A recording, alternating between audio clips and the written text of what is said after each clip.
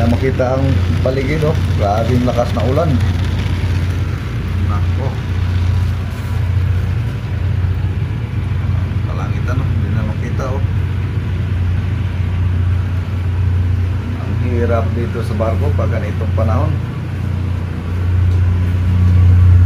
Kahit maulan, tuloy-tuloy pa rin ang trabaho ko.